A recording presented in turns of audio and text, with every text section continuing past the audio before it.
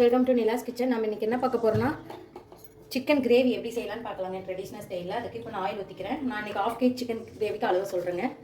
Oil ஒரு 2 table spoon அளவு ஊற்றிருக்கேங்க. நல்லா காயிட்டும். ஆயில் நல்லா காஞ்சிருச்சு. இப்போ இஞ்சி இந்த துண்டு சைஸ் அளவு எடுத்துருக்கேங்க. பூண்டு அதே மாதிரி ஒரு சின்ன கட்டி ஒன்று எடுத்திருக்கேன். சின்ன வெங்காயம் ஒரு 150 கிராம் எடுத்திருக்கேன். இதெல்லாம் போட்டு நல்லா வதக்கலாம் ஆயிலே. இது கூடவே சோம்பு ஒரு பீஸ் போட்டுக்கலாம். நல்லா வதங்கிட்டுங்க. நல்லா வதங்கி வரணும் நமக்கு. இது கூடவே கசகசா கொஞ்சம் போட்டுக்கிறேன், ஒரு 1/4 ஸ்பூன் அளவு. ஆனியன் நல்லா டீப்பாக ஃப்ரை ஆகணும் நமக்கு. இதுக்கு கல்லுப்பு கொஞ்சம் போட்டுக்கலாம், சீக்கிரம் ஃப்ரை ஆகிடும். அதுக்காக ஆனியன் இந்த அளவுக்கு நல்லா செவந்து வரணும். இப்போ இந்த ஸ்டேஜில் கருவேப்பிலை ஒரு கையில் போட்டுக்கிறேன்.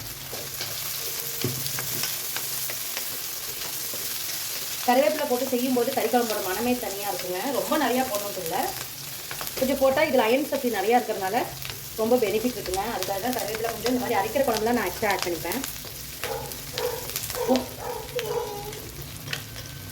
இப்போது வரமிளகாய் தூள் ஒரு 1/2 ஸ்பூன் போட்டுக்கிறேன்.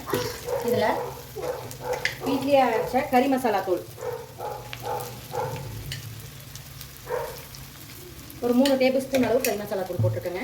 இது அடுப்பு சிம்மில் வச்சுட்டு இந்த ஆயிலே வதக்கி வச்சுக்கலாம். பாருங்க, இது ஆறட்டும். மிக்ஸி ஜாரில் அரைச்சி எடுத்துக்கலாம். தாளிக்கும் போது பார்க்கலாங்க. சட்டி வச்சுட்டு ஆயில் ஊற்றிக்கிறேன். ஆயில் ஒரு 2 டேபிள் ஸ்பூன் ஊற்றிக்கோங்க. நல்லா காயிட்டும். ஆயில் நல்லா காஞ்சிருச்சு. இப்போ கடுகு 1/2 ஸ்பூன் போட்டுக்கிறேன். அதே மாதிரி சீரகம் ஒரு சிட்டிகை, சோம்பு ஒரு சிட்டிகை போட்டுக்கலாம். இது நல்லா பொரிஞ்சு வரட்டுங்க. கடுகு நல்லா வெடிச்சிருச்சுங்க. ஒரு 2 பச்சை மிளகாய், 2 வரமிளகாய், சின்ன வெங்காயம் எடுத்துருக்கேன், போட்டுக்கிறேன். கூடவே நல்லா வதக்கி விட்டுக்கலாங்க. இது ஆனியனும் எல்லாம் வதங்கட்டும்.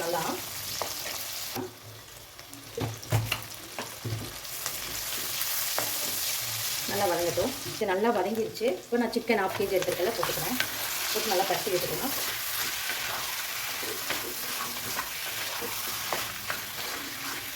வந்துருக்கு. இப்போ நம்ம அந்த அரைச்சி வச்சுருக்க மசாலா ஊற்றிக்கலாம். அந்த வருத்தம் இல்லைங்க, அதை அரைச்சி மிக்சியில் நான் ஊற்றிக்கிட்டேன். எங்கிட்ட ஆட்டாங்கல் இல்லாதனால நான் மிக்சியில் அரைச்சிருக்கேன். ஆட்டாங்கல் இருந்தால் அதில் ஆட்டி செஞ்சிங்கன்னா இன்னும் டேஸ்ட்டாக இருக்கும். இப்போ இந்த மிக்சி ஜாரை வாஷ் பண்ணி எடுத்துக்கலாம். நல்லா வதங்கிட்டு இருக்கு. இப்போது கூட இப்போ நம்ம அந்த அரைச்சி இது சிக்கன் இந்த அளவுக்கு நல்லா வேகணும். இது சின்ன மண் சட்டி எடுத்திருக்கேன். இல்லைங்க, சிக்கன் வெந்துருச்சான்னு பார்க்கலாம். இன்னும் கொஞ்சம் நேரம் நல்லா வேகட்டுங்க. க்ளோஸ் பண்ணி வச்சுக்கலாம். க்ளோஸ் பண்ணி வச்சா மண் சட்டிக்கு அதுக்கும் சீக்கிரம் வெந்துருங்க. பாருங்கள் எவ்வளோ சூப்பராக வெந்து வந்துருக்குன்ட்டு. இன்னொரு 5 நிமிஷம் நல்லா வேகட்டுங்க. சிக்கன் வேகணும் நமக்கு. வாங்க ஓப்பன் பண்ணி பார்க்கலாம். பாருங்கள் எவ்வளோ சூப்பராக வெந்துருச்சுன்ட்டு. இப்போ ஃபைனலாக பெப்பர் கொஞ்சம் போட்டுக்கலாங்க. 1/2 ஸ்பூன் பெப்பர் போட்டிருக்கேன். உப்பு கொஞ்சமாக பத்தலை ஆட் பண்ணிக்கிறேன். நான் தூளுப்பாகவே ஆட் பண்ணிக்கிறேன். ஒரு 1/4 ஸ்பூன் தான் போட்டிருக்கேன். மிக்ஸ் பண்ணிக்கலாங்க.